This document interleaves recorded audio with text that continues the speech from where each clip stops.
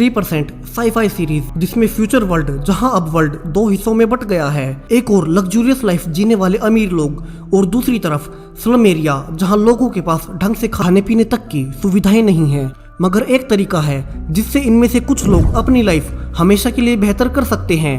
जहां हर साल यहाँ एक प्रोसेस होती है जिसके खतरनाक राउंड्स को क्लियर करके सिर्फ 3% लोगों को सिलेक्ट किया जाता है, जो कि अब ऑफशोर यानी कि उस जगह जाएंगे जहां हर कोई अमीर है। मगर जो राउंड्स इन्हें क्लियर करने हैं वे काफी खतरनाक हैं, जिनमें हर बार बहुत से लोग मर जाते हैं। ये राउंड्स स्क्विड गेम्स की तरह ही हैं। सीरीज की स्टोरी फ्यूचर में सेट है जहां अब वर्ल्ड के लोग दो हिस्सों में बट चुके हैं।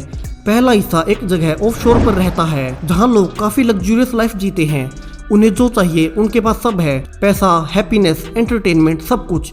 जबकि दूसरा हिस्सा स्लम से भरा है जिनमें ना कोई हॉस्पिटल है, ना कोई स्कूल और ना ही खाने की जरूरी चीजें। और इस जगह को इनलैंड कहा जाता है। अब जो लोग यहाँ रहते हैं जब उनकी उम्र 20 साल हो जाती है उन्हें ऑफशोर में लग्जूरियस लाइफ जीने का एक सिंगल मौका मिलता है, जिसके लिए उन्हें एक प्रोसेस से होकर गुजरना होता है। और जो लोग उसे क्लियर नहीं कर पाते उन्हें वापस स्लम भेज दिया जाता है।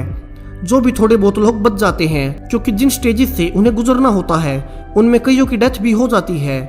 अब एक दिन अनाउंस होता है कि 104वीं प्रोसेस स्टार्ट होने वाली है और जिन 20 साल वालों ने रजिस्टर कर लिया है उन्हें हेडक्वार्टर्स आने के लिए बुलाया जाता है। अब जिन लोगों ने रजिस्टर किया था उन सबके कान के पीछे डिवाइस इम्प्लांट कर दिए गए थे और यही डिवाइस अब उनकी प्रोसेस के दौरान ऑफिशियल आइडेंटिटी होने वाली थी। अब यहाँ हमें पार्टिसिपेंट्स दिखाई जाते हैं जहाँ मिशेल, जो कि सीरीज की मेन लीड है, अपनी फ्रेंड ब्रूना के साथ प्रोसेस के लिए नर्वसली आगे बढ़ती है। जहाँ आगे बढ़ने से पहले उन्हें यूनिफॉर्म्स दी जाती हैं। अब सब लोगों को एक जगह इकट्ठा किया जाता है और फिर यहाँ का चीफ इज़ेक्विल आता है जो कि इस पूरी ही प्रोसेस का हेड था और वो यहाँ सब लोगों को प्रोसेस की इम्पोर्टेंस के बारे में स्पीच देता है और कहता है कि यही मौका है जब उनमें से सिर्फ कुछ लोगों को एक लग्जूरियस लाइफ जीने का मौका मिलेगा। हालांकि इसमें बहुत से खतरा है, मगर जो लाइफ वे स्लम में जीते हैं उससे निकलने के लिए ये रिस्क बहुत छोटा है। यहाँ वो स्लम में बने एक रिबेलियस ग्रुप के बारे में भी कहता है जो कि इस पूरी प्रोसेस को खत्म कर देना चाहता है।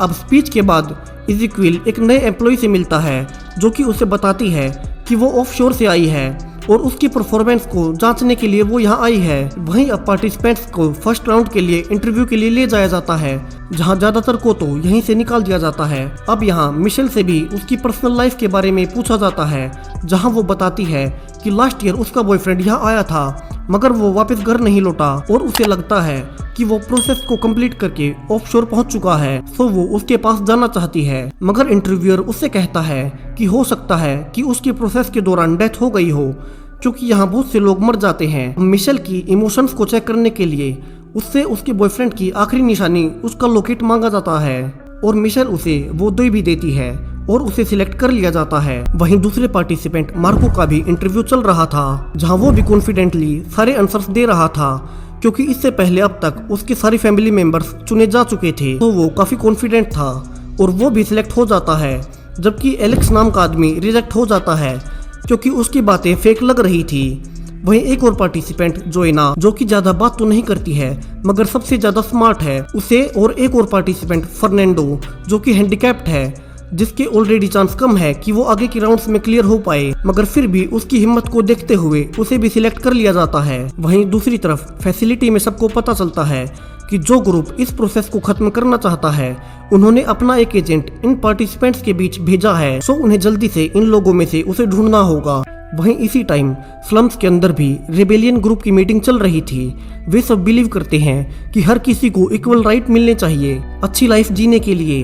वे कह रहे थे कि जिसे उन्होंने प्रोसेस में भेजा है वो पकड़ा नहीं जाएगा। वहीं फैसिलिटी के अंदर एलेक्स, जिसे सिलेक्ट नहीं किया गया था, सुसाइड कर लेता है क्योंकि सबको पूरी लाइफ टाइम में एक ही चांस मिलना होता है और उसका चांस खत्म हो गया था, जिसे देखकर बाकी लोग काफी सैड थे। जहां उन्हें अपने अपने रूम में जाने के लिए कहा जाता है और उनके ईयर डिवाइसेस को स्कैन किया जाता है ताकि कोई और गलती से अंदर ना जा पाए। जहां लाइन में जोएना नोटिस करती है कि उसके आगे खड़ा हुआ रफेल नाम का आदमी, उसके कान के पीछे 3 स्टिचेस के निशान थे जबकि नॉर्मली 2 ही स्टिचेस के निशान होते हैं और वो रफेल को कहती है कि उसने इलीगली रजिस्टर किया है, बट रफेल उसे किसी को कुछ भी ना बताने को कहता है। अब फर्स्ट रियल टास्क का टाइम आ चुका था जहां उन्हें एक रूम में ले जाया जाता है जहाँ टेबल के बीच में बिल्डिंग ब्लॉक्स रखे हुए थे और उनमें से हर एक को 10 मिनट के अंदर 9 क्यूब्स बनाने थे। ये टास्क स्टार्ट होता है जहाँ फर्नांडो को ब्लॉक्स तक पहुंचने में प्रॉब्लम हो रही थी क्योंकि वो हैंडीकैप था। तो मिशेल उसकी हेल्प करती है और सब लोग जल्दी से क्यूब्स बनाने लगते हैं और अब 10 मिनट खत्म होने ही वाले थे जहाँ मिशेल के सिर्फ 8 क्यूब्स ही बन पाए थे। सो उसे देखकर फर्नांडो, जिसकी पहले मिशन ने मदद की थी, उसके 8 क्यूब्स को एक साथ रख देता है जिससे वे सारे मिलकर एक और क्यूब बना देते हैं। वहीं रफाएल का भी एक क्यूब कम पड़ रहा था तो वो किसी और का एक चुरा लेता है और मैनेजमेंट भी इसे इग्नोर कर देती है क्योंकि उन्हें ऐसे ही पार्टिसिपेंट चाहिए होते हैं जो कि खुद को सबसे आगे रखें, और वो राउंड क्लियर कर लेता है। वहीं जोइना ने भी इसी टाइम में 11 क्यूब्स बना लिए थे तो वो भी पास हो जाती है। वहीं मिशेल ने भी चूंकि 8 क्यूब से एक बड़ा क्यूब बना लिया था सो वो और फर्नांडो भी राउंड क्लियर कर लेते हैं। अब फर्स्ट राउंड के बाद सब लोग रफाएल को नफरत से देखते हैं क्योंकि उसने किसी और की मेहनत को चोरी किया था जिससे वो तो राउंड क्लियर कर गया मगर जिसने वो क्यूब बनाया था वो बाहर हो गया। और इसके बाद बाकी के कई लोग उसे मारते भी हैं। जहां जब रफाएल अकेला बैठा हुआ था उसके पास जोइना आती है और कहती है कि आगे की राउंड्स में उसे उसकी मदद करनी होगी क्योंकि अगर वो बाहर हुई तो वो ऑफिशियल्स को उसकी फेक रजिस्ट्रेशन के बारे में बता देगी। तो रफाएल को ना चाहते हुए भी अब आगे से जोइना की हेल्प करनी होगी। वहीं दूसरी तरफ इज़ेकिएल के ऑफिस में एलिना उसे इंटरव्यू कर रही थी कि किस तरह वो प्रोसेस के राउंड्स को हैंडल करता है क्योंकि अगर उसमें कोई गलतियां निकली तो वो उसकी जगह ले लेगी। और अभी तक इज़ेकिएल रिबेलियस ग्रुप के सीक्रेट एजेंट को भी नहीं ढूंढ पाया था तो उस पर और ज्यादा दबाव था। और तभी एक एजेंट इज़ेकिएल को बताती है कि उसकी जांच से उन्हें पता चला है कि या तो मिशेल या उसकी फ्रेंड ब्रूना में से कोई एक है जो कि उस ग्रुप की सीक्रेट एजेंट है। और अब उन दोनों को एक अलग जगह बुलाया जाता है और उनसे पूछा जाता है कि उनमें से कौन रेबल ग्रुप की एजेंट है, वरना वे दोनों को ही यहीं मार देंगे। अब दोनों बचपन से नेबर रही थी और काफी अच्छी दोस्त भी थी और अगर किसी ने भी एक्सेप्ट नहीं किया तो उन दोनों को ही मार दिया जाएगा। अब मिशेल ब्रूनो के कान में कहती है कि उन्हें बचने के लिए दोनों को एक साथ मिलकर इस एजेंट पर अटैक करना होगा क्योंकि उनके पास कोई और रास्ता नहीं है। जहां ब्रूना हाँ कह देती है मगर लास्ट सेकंड पर मिशेल उसे धोखा दे देती है और ब्रूना अकेले ही एजेंट पर अटैक कर देती है और उसे गोली से मार दिया जाता है। जहां सबको लगता है कि वही असली एजेंट थी और मिशेल को छोड़ दिया जाता है और बाद में यही रिवील होता है कि मिशेल ही रेबल ग्रुप के मेंबर है और वही उनके लिए यहाँ आई है। हालांकि वो और ब्रूना हमेशा से दोस्त थे मगर एक बड़े पर्पस के लिए उसने उसे सैक्रिफाइस कर दिया और उसने जो शुरू में अपने बॉयफ्रेंड के बारे में कहा था वो भी सिलेक्ट होने के लिए उसने झूठ बोला था।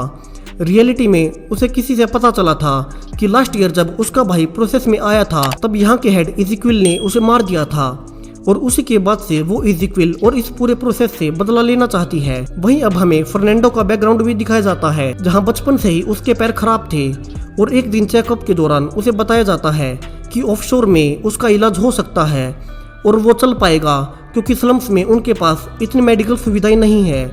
और इसी वजह से फर्नांडो भी इस प्रोसेस में आया है ताकि यहाँ से जीतने के बाद वो चल पाए। अब नेक्स्ट टास्क के लिए पार्टिसिपेंट्स के अलग अलग ग्रुप बनाए जाते हैं और उन्हें एक एक रूम में भेजा जाता है।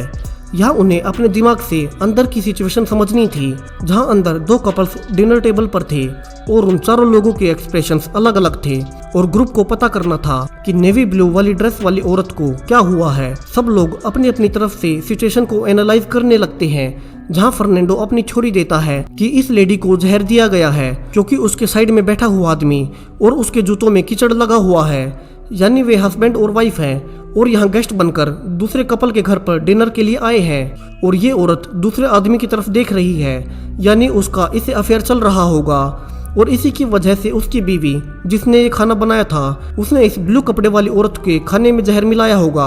और यहाँ उस औरत के एक्सप्रेशंस भी नहीं थे जिससे फर्नांडो की ये थ्योरी भी सही लग रही थी। यह ग्रुप फर्नांडो की इंटेलिजेंस के लिए उसकी तारीफ करता है और वे सब उससे एग्री थे कि ऐसा ही होगा मगर रफाएल ऑब्जेक्शन उठाता है और अपनी थ्योरी देता है कि इस औरत को सिल्वर से एलर्जी रही होगी क्योंकि उसके अलावा बाकी तीनों ने किसी न किसी तरह की सिल्वर ज्वेलरी पहन रखी है सिर्फ उसे छोड़कर, और वो दूसरे आदमी की तरफ इसलिए बढ़ रही है क्योंकि वो एक डॉक्टर है, क्योंकि रफाएल को उसके ड्रॉवर में ऐसे पेपर्स मिले हैं जिससे कि उसके डॉक्टर होने के हिंट मिलते हैं। बट अभी भी ये क्लियर नहीं था कि होस्ट लेडी कोई एक्सप्रेशन क्यों नहीं दे रही। सो जोइना सजेस्ट करती है कि वो अंधी है इसलिए एक्सप्रेशन नहीं दे रही और ऐसा इससे प्रूव होता है कि उसके साइड में लैंप नहीं जल रहा और बाद में चेक करने पर उन्हें एक ड्रॉवर से ब्रेल लिपि में लिखी हुई एक बुक भी मिलती है और लास्ट में रफाइल की थ्योरी ही सही निकलती है। मगर इसके बावजूद इनके ग्रुप से एक आदमी को एलिमिनेट कर दिया जाता है क्योंकि उसने इस पूरे ही टाइम कोई भी वैल्यूएबल सजेशन नहीं दिया था। अब थर्ड राउंड शुरू होने से पहले इजी क्वीन एलिना से हेल्प मांगता है कि वो इस गेम को मॉनिटर करे क्योंकि उसके पास स्टाफ कम है। यहाँ एलिना हाँ तो बोल देती है मगर उसे ये काफी अजीब लगता है क्योंकि वो उसकी राइवल थी और वे दोनों सेम पोस्ट के लिए कम्पीट कर रहे थे। और थर्ड राउंड स्टार्ट होते ही वो इसी क्वीन का पीछा करने लगती है जो कि एक पुराना फटा कपड़ा पहनकर स्लम एरिया में चला जाता है। इसी टाइम थर्ड राउंड स्टार्ट हो चुका था जहां लास्ट राउंड में से बचे हुए सेम ग्रुप के मेंबर्स को एक ग्रुप में लॉक कर दिया जाता है और इन बचे हुए 7 लोगों को 6 कॉइंस दिए जाते हैं और कहा जाता है कि इनमें से ये राउंड क्लियर करने के लिए हर एक को एक कॉइन लेकर बाहर आना होगा, यानी किसी एक को एलिमिनेट किया जाएगा और वो इस ग्रुप को खुद ही डिसाइड करना है कि कौन बाहर जाएगा। यह रफाइल पहले तो एक कॉइन को फोर्सफुली ले लेता है और कहता है कि इस पे उसका हक बनता है क्योंकि लास्ट राउंड इस ग्रुप को उसी ने जिताया था। मगर मार्को उससे जबरदस्ती कॉइन छीन लेता है और कहता है कि उन्हें म्यूचुअली ये डिसाइड करना होगा कि कौन बाहर जाएगा। यहाँ सब लोग वोटिंग के जरिए ट्राई करते हैं मगर सब एक दूसरे का नाम लेने लगते हैं एलिमिनेशन के लिए, तो यह भी काम नहीं करता। वहीं दूसरी तरफ एलिना कैमरास के जरिए इज़ीक्विल को ट्रैक कर रही थी जहां वो स्लम के अंदर जा रहा था। मगर रास्ते में इज़ीक्विल को शक होने लगता है कि कोई उसे कैमरास के जरिए ट्रेस कर रहा है, सो जल्दी से वो स्लम में खुद को छिपा लेता है। अब चूंकि उन कपड़ों में इज़ीक्विल का चेहरा नहीं दिखाई दे रहा था तो एलिना उसकी सच्चाई जानने के लिए कोई और रास्ता सोचने लगती है। वहीं फैसिलिटी में अब लास्ट में ग्रुप किस्मत के सहारे फैसला करने की सोचते हैं और एक कपड़े के 7 पीसेस बना लेते हैं और जिसका सबसे छोटा पीस आएगा उसे एलिमिनेट कर दिया जाएगा। और लास्ट में जोइना का सबसे छोटा पीस आता है और उसे ग्रुप एलिमिनेट कर देता है। मगर जब वे बाहर जा रहे थे तब लास्ट पार्टिसिपेंट नोटिस करता है कि बैग में कोई कॉइन नहीं बचा है और यहाँ पता चलता है कि जब सब लोग एक दूसरे से आर्ग्यू कर रहे थे तब जोइना ने एक कॉइन पहले से ही चुरा लिया था, यानी कि ग्रुप डिसीजन में वो बाहर हो गई थी। बट फिर भी वो लास्ट आदमी को ट्रिक करके जीत गई और नेक्स्ट राउंड में पहुंच गई और वो बाहर आकर बाकी के लोगों को ज्वाइन करती है जहां अब वो रेडी थी किसी भी कीमत पर नेक्स्ट राउंड में जीतने के लिए। और यहाँ से इसके आगे की कहानी आपको इसके नेक्स्ट पार्ट में देखने को मिलेगी जहां अब आगे से राउंड्स और ज्यादा डिफिकल्ट होने वाले हैं। सो वीडियो पसंद आया हो तो लाइक करें और ऐसे ही कंटेंट के लिए चैनल को सब्सक्राइब करें। बाय।